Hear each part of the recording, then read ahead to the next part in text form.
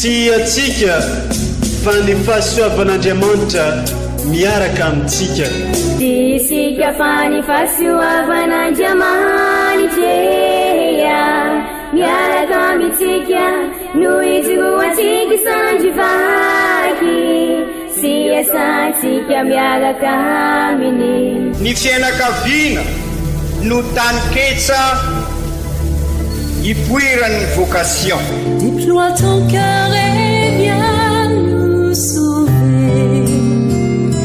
Délivre-nous de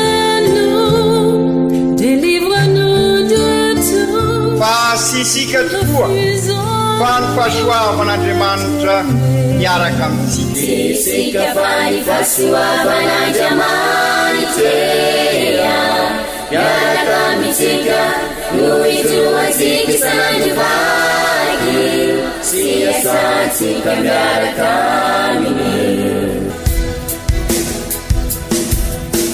Fa olo raika atokotran'isika ao aminy, fianakaviana iray ao aminy, tsy misy hevitrevitra. Ny olo no mampizara indraindray fa Andriamanitra i Jesoa lay mpiandrony tsara ranolotra ny aina olo raika, ary ao amin'ny fiangonana ao amin'ny eglizy dia sambatra atsika mahasapa an'izay.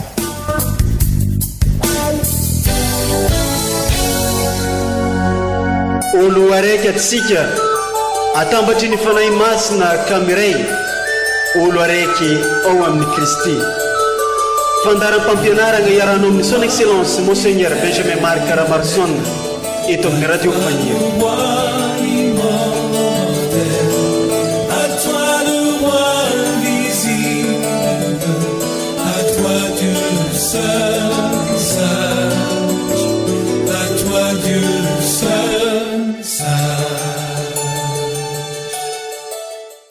Iantranao avokoa ny olona rehetra ry Tompo, ary tsy misy alanao izay noarinao.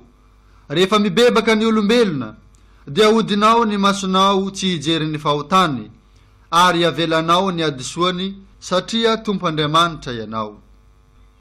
Mbola faly miarahabantsika jiaby izay eo am-pagnarahana an'izao onjam-peon'ny radio Fagniry mamintsika jiaby izao. Iniany alarobia voalohan'ny volana marsy 2024 andro izay nataokan'ny fiangonana magneran-tany ankalazana ny fagnosorana ny lavenogno. Ke nivaky teny izay naroson'ny fiangonana ao antsika no ndeharahantsika, ary tsy latsa-danja amin'izay ny fampianarana izay omen'ny ray aman-dreny dia ny archevêque Monseigneur Benjamin Marc Caramarson ho antsika ondriny olo araiky jiaby. Ka ireo vaky teny aloha andeha tandregnesantsika, avy eo atsika mitandregny izay fampianarana izegny. Fankalazana ny tenin'Andriamanitra. Vaky teny masina voalohany, boky ny Joely mpaminagny. Ny fonareo no rovidrovito fa aza ny fitafianareo. Izao no lazain'ny Tompo. Miverena amiko amin'ny fonareo rehetra, amin'ny fifadiankanina sy amin'ny ndranomaso amampitarenana. Ny fonareo no rovidrovito fa aza ny fitafianareo, dia miverena amin'ny Tompo Andriamanitrareo fa mamindra fosy miantra izy, malenkitezitra sy be hatsaram-po, ary loza afitsony dia alahilovany. Iza moa no mahalala fa tsy iemotra na tsy anenina ary tsy amela fitahiana eo aoriany izy, dia ny fanatitra amampanatitra araraka ho an'ny Tompo Andriamanitsika. Tsofy aosiaona ny trompetra, miantsoa fifadiankanina, mamoria fiangonana. Eho ny vahoaka, miantsoa fivoriana masina, angony ny antipanahy, vorio ny ankizy madinika, sy ny zaza vao minono. Aoka ny mpampakatra andao ny efitranony, ary ny ampakarina andao ny tranolainy. Eo anelanelan'ny alombaravarana sy ny hotely, dia aoka ny mpisorona hanao raharahan'ny Tompo, hitomany ikana hoe, Tompo, tsimbino ny vahoakanao, aza tolotrao alambaraka ny lovanao ka hataony ny firenena fandatsa. Ahoana no dia hanaovana anay any amin'ny hafa firenena hoe, fa aiza izay Andriamanitra izy ireo, nintaniny asaro-piaron'ny taniny ny Tompo ka namindra fo ny vahoakany. Izany ary ny tenin'ny Tompo, isaorana ny Andriamanitra.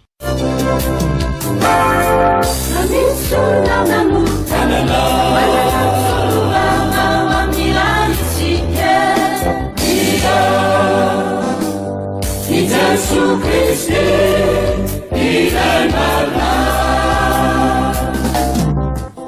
Namisuna manu Talana Talana Mama milani sike Iya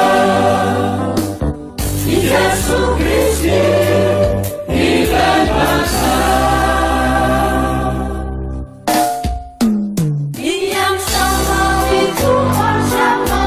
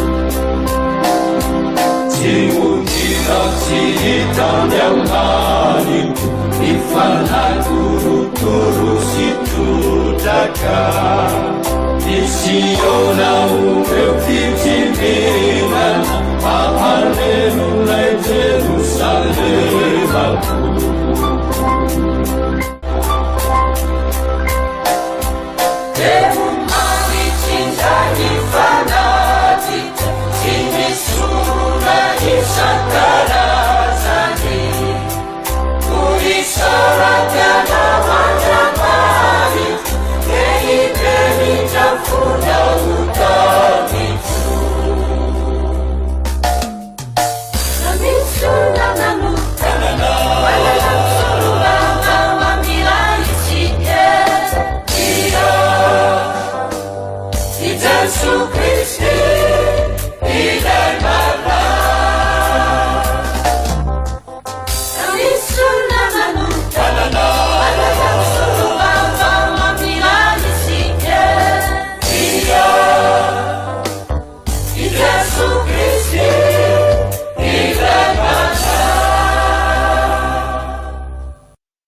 teny masina faharoa, taratasiny masinda Paoly apôstôly ho an'ny kristianina tany Korinto. Mihavana re amin'Andriamanitra ianareo indro ankehitriny ny fotoana tsara. Re kristianina havana, sady solon'ny Kristy zahay no irak'Andriamanitra, ka tahaka an'Andriamanitra no mananatra sy toy ny tenan'ny Kristy no mianta aminareo hoe mihavana re amin'Andriamanitra ianareo, fa hei ity izy ilay tsy nahalala ota de nataony ota ao antsika mba ho tonga fahamarinan'Andriamanitra ao aminy isika. Ka noho izahay mpiara-miasa aminy ary de mihanta aminareo izahay mba handray foana ny fahasoavan'Andriamanitra ianareo. Fa hoy izy, tamin'ny fotoana tsara nihainao anao aho, ary tamin'ny androm-pamonjena namonjy anao aho. Indro ankehitriny ny fotoana tsara, indro ankehitriny ny androm-pamonjena. Izany ary ny tenin'ny Tompo, isaorana ne Andriamanitra.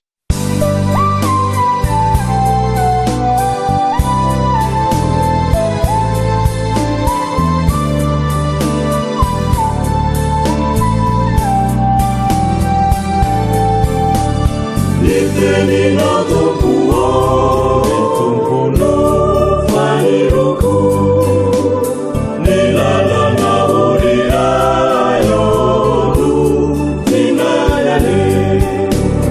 Nitenina Tompo, Tompo fahiruku, nilalana orirayo ninayane. Evanjely masina nosoratan'ny masindahy Matio. Nirainareo izay mahita ny miafina no hamalisoanareo. Tamin'izany andro zany, i Jesosy nilaza tamin'ny mpianany nanao hoe, tandremo sao ataonareo eo mason'ny olona ny asa soa ataonareo mba hahitany azy. Fa raha izany, de tsy ahita valisoa amin'ny rainareo izay any an-danitra ianareo. Koa amin'izany raha manao fiantrana ianao, de aza mitsoka trompetra eo anoloanao tahaka ny ataon'ny mpiatsara velatsihy ao amin'ny sinagoga sy eny an-dalambe mba hankalazan'ny olona azy. Lazaiko aminareo marina tokoa fa efa azony ny valisoany. Fa raha manao fiantrana ianao, aoka ny tananao havia tsy alala izay ataon'ny havanana mba hiafina ny fiantrana ataonao, ary ny rainao izay mahitanao amin'ny miafina no hamalisoanao. Ary raha mivavaka ianareo, aza mba manao tahaka ny mpiatsara velatsihy izay tiany mivavaka mitsangana ao amin'ny sinagoga sy eny anjoron-dalana mba hahatany olona azy. Lazaiko aminareo marina tokoa fa efa azony ny valisoany. Fa ianao kosa raha mivavaka, de midira ao amin'ny efitranonao, ka rehefa voarindrinao ny varavarana, de mivavaha amin'ny rainao izay ao amin'ny mangingina, ary ny rainao izay mahitany ao amin'ny mangingina no amalenao. Ary raha mifadianina ianareo, de aza manjombona endrika tahaka ny ataon'ny mpiatsara velatsihy izay mampisotisoty ny tavany mba hahitan'ny olona fa mifady izy. Lazaiko aminareo marina tokoa fa efa azony ny valisoany. Fa ianao kosa raha mifadihanina, de hosory zavamanitra ny lohanao, ary sasao ny tavanao mba tsy ho ny olona no ahitanao mifadihanina, fa ny rainao izay ao amin'ny mangingina, ary ny rainao izay mahita ao amin'ny mangingina no amalisoanao. Izany ary ka ankalazaontsika fa masina ny tenin'ny Tompo, derany ho anao ry Kristy.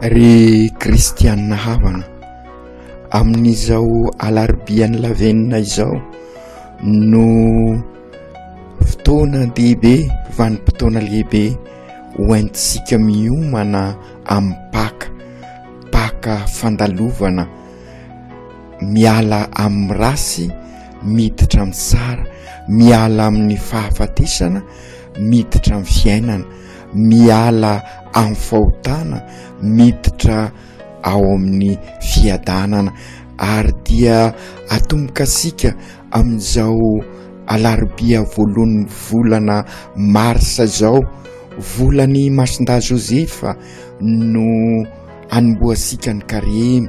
Fantatrasika izy masinda Josefa ny anjara toerany amin'ny famonjena, izy lay lehilahy marina dia vavaka. Ka raha ka noho izany ary azo lazaina fa i masinda Josefa dia modely amintsika amin'izao amakivakintsika ny karemy zao. 40 andro zay mampatsiaro ny 40 taona namakivakin'ny vahoakan'i Israely ny tany anefitra ho any amin'ny tanina mpanantenana, niala tamin'ny fanandevozana tao ny Ezipta ka tonga any amin'ny tanina mpanantenaina. Ka izay koa miala amin'ny fanandevozan'ny fahotana isika miditra amin'ny fiainam-baovao ao amin'ny Kristy tafasangako velona. Ary dia zay no ambaran'ny Paka, mampatsiaro ansika ihany koa lay 40 andro zay nahatonga any Jesosy Kristy tany anefitra ka nalany demony fanahazy ihany koa. Ka izay koa isika eo amin'ny fiainantsika maro ny fakapanahy zay sy mainsy etrehisika. Mbola misy moa ny fotoana zay andininsika manokana n'io fakapanahy ny Jesosy io, zay fakapanahy manjoasika amin'ny fiainansika andavanandro. Ka hoy isika teo ao anatin'ny fanomboana ny volana marsa isika, volany masinday Josefa no anomboasika an'izao karemy izao. Ka noraisika teo ho modely ho asika amin'izany famakivakintsika ny 40 andro ny karemy zany i masinday Josefa, lay lehilahy marina sy tia vavaka. Ary dia ataoko fa io no azo amtinana ny ventikevitra tiany eglizy hiainansika amin'izao fanomboan'ny karemy izao, ary mifanozo sara amin'ny lohevitra zay efa noaintsika amin'izao taona 17 zao eto anivon'ny province ecclésiastique de ny hoe Jesoa mpiarabelona miaradalana amintsika, miarabelona amintsika tokoa izy, ka miatrika amintsika ny fiainana. Ka io indrindra no sy mainsy idiniantsika ary ho alalintsika amin'izao karemy izao.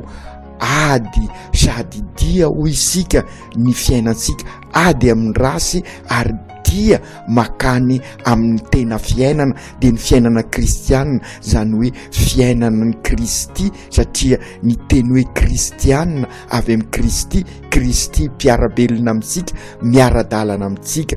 Ka raha miaina tahaka ny masinday Josefa ary sika manao ny marina ary tia vavaka, dia manova ny fiainantsika ary dia miala amin'ny rasy araky ny lazaisika teo, ka miditra amin'ny fiainam-baovao, miala amin'ny fahotana ka miditra amin'ny asambarana, miala amin'ny fanandevozan'ny rasy ka mandeha amin'ny tanina mpanantenaina tahaka ny vahoakan'Andriamanitra, miala amin'ny fahafatesana vokatry ny rasy, vokatry ny fahotana, ka miditra amin'ny fiainam-baovao ankalazaisika amin'ny Paka.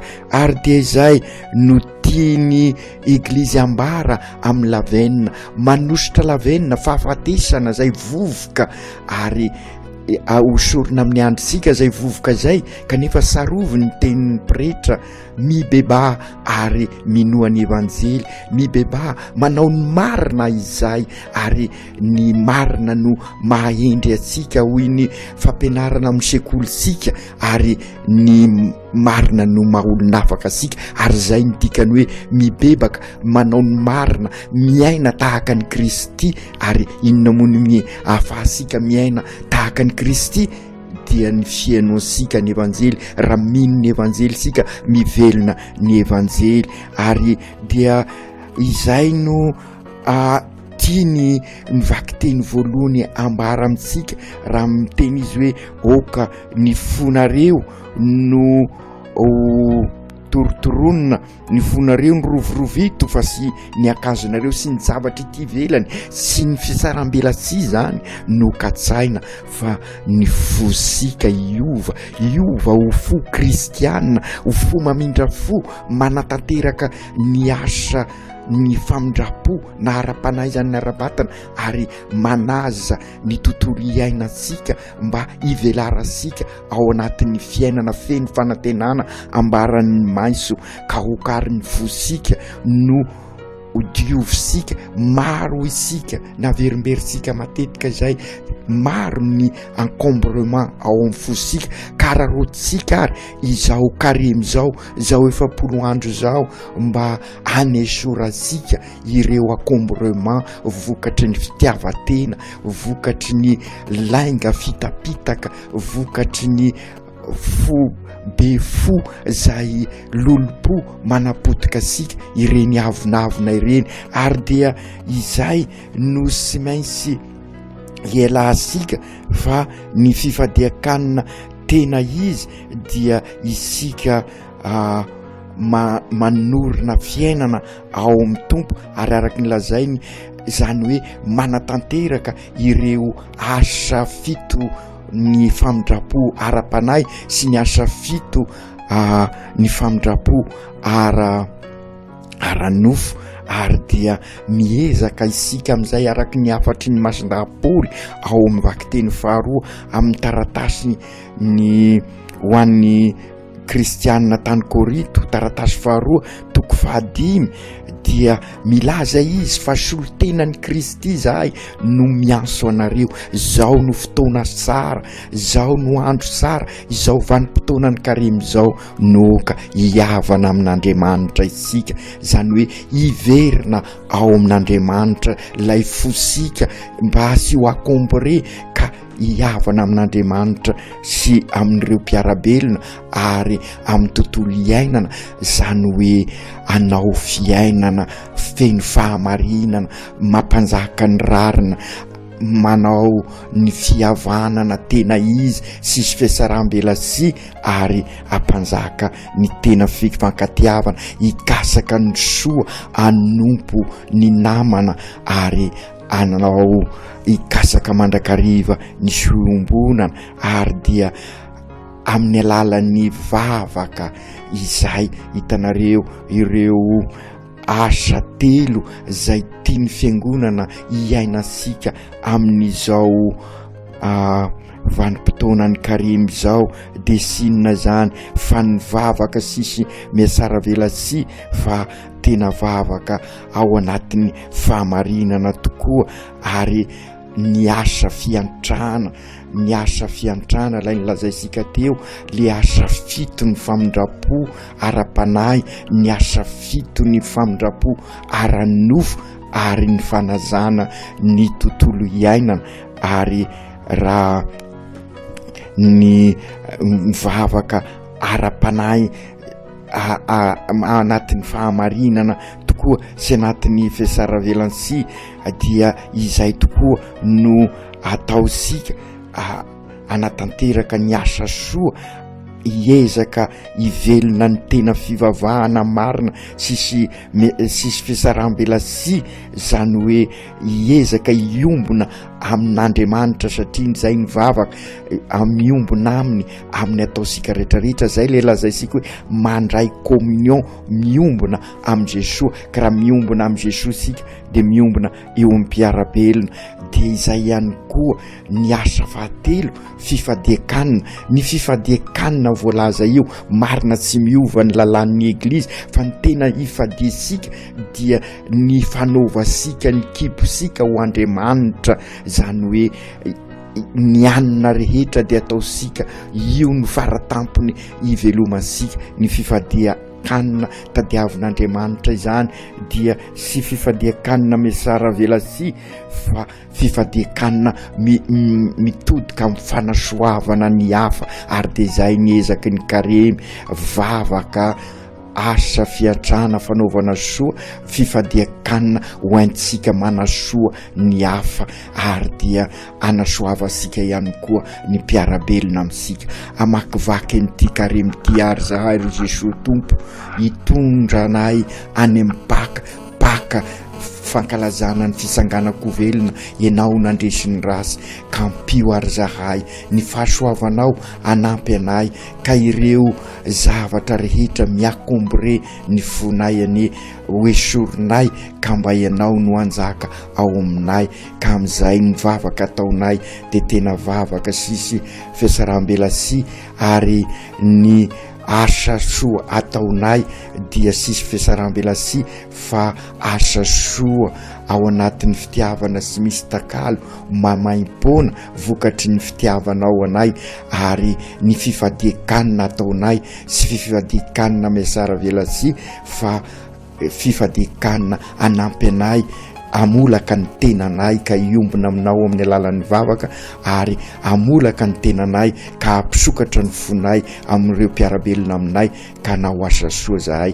Ka i masinday Josefa tokoa ny no modely ho anay amin'ity karemy hoentinay mamakivaky nyty karemy 40 andro, ka io anao ny marina zahay ary ho tia vavaka tahaka ny masinday Josefa, lay lehilahy marina sy tia vavaka. Aoka tanteraka zany amin'ny anaran'ny Ray sy ny Zanaka sy ny Fanahy Masina.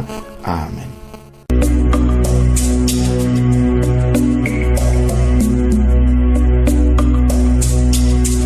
Tsy atsika fa ny fahasoavan'Andriamanitra miaraka amintsika.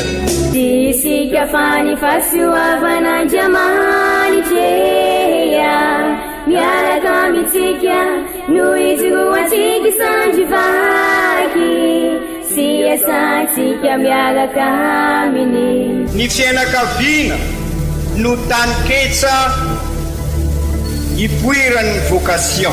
Déploie ton cœur et viens nous sauver. Délivre-nous de nous, délivre-nous de tout. Fa sisika tokoa fa ny fahasoavan'Andriamanitra miaraka amintsika. Sisika fa ny fahasoavan'Andriamanitra miaraka amintsika, no izoatsika sandrivaky, sy asantsika miaraka aminy. Fa olo raika tokoatranisika ao aminy, fianakaviana iray ao aminy, sy misy hevitrevitra ny olo no mampizara indraindray, fa Andriamanitra i Jesosy lay mpiandrony tsara ranolotra ny aina olo raika, ary ao amin'ny fiangonana ao amin'ny eglizy dia sambatra antsika mahasapa an'izay.